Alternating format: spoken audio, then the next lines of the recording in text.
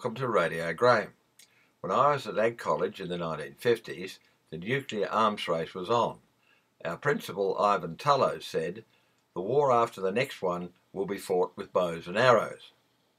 30 years later, in 1986, the nuclear threat was so real that it featured in the TV series A Country Practice. How do you think we feel every time we turn on the news we see President Reagan talking about escalating the arms race into space? Or the Russians talking about limited nuclear war. You know, I hear all these politicians going on about stuff, testing nuclear weapons all over the world, missile launches in outer space. And you know what? I think I'm dreaming it all. I don't know what's real and what's a nightmare anymore.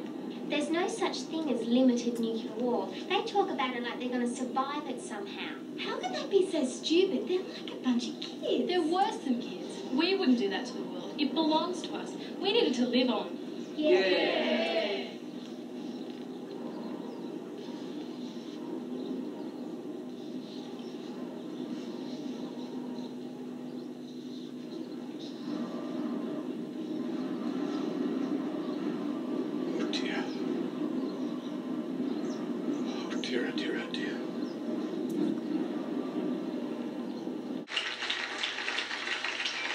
But even though we're having a really great time with all this fantastic music and everything, we've got to remember why we put this concert on in the first place. And I'd like to introduce you to someone who started us all thinking, Glenn Hort.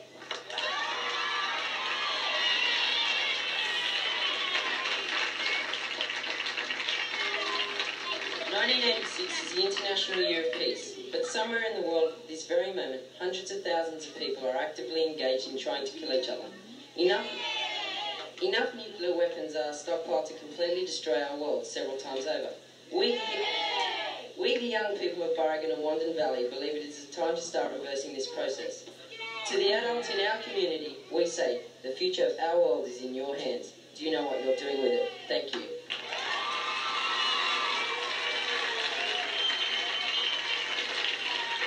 By the way, if you're thinking of leaving now, don't, because here's the promise.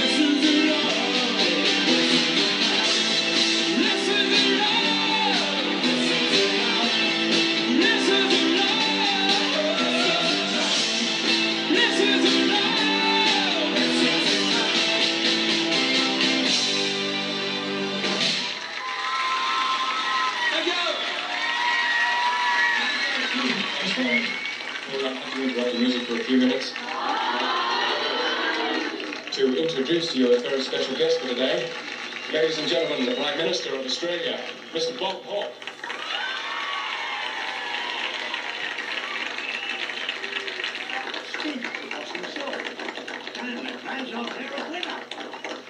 That's the way. Good night, mate. Hello.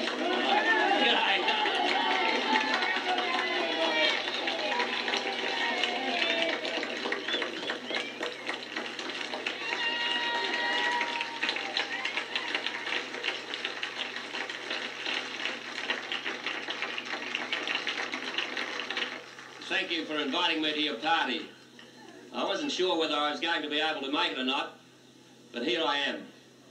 Ladies and gentlemen, and children of all ages of Wandin Valley, I made a special effort to be here today because of a particular letter that was amongst dozens I received a few weeks ago from the students of Barragan High School.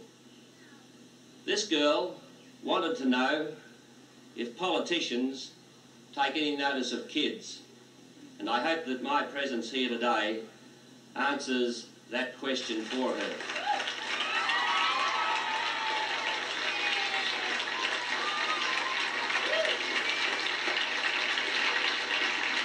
Yes, Joe, this politician takes a lot of notice of kids, especially when you voice your fears about the future safety of our planet, as you did in your letter. You told me of your fears about the possible outbreak of nuclear war between the superpowers, and you asked me if I would speak to Mr. Gorbachev and Mr. Reagan about the future of our planet. Now first, let me say this. I'm worried too. I'd be a fool if I wasn't.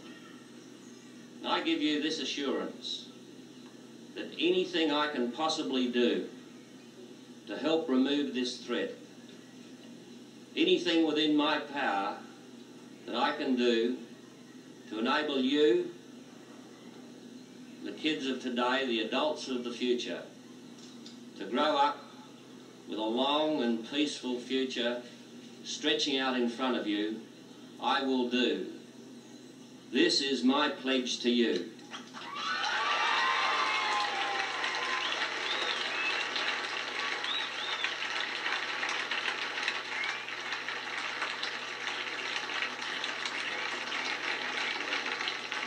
And yes, I love this planet too. So let's all of us, every one of us, do all that we possibly can to make every year an International Year of Peace before it's too late.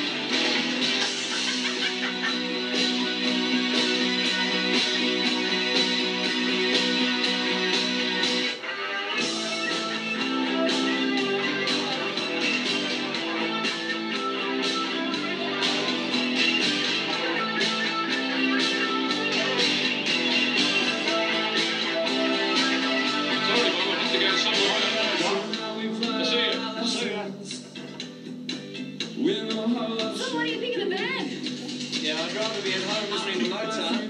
Mozart, huh? Seen a hit lately?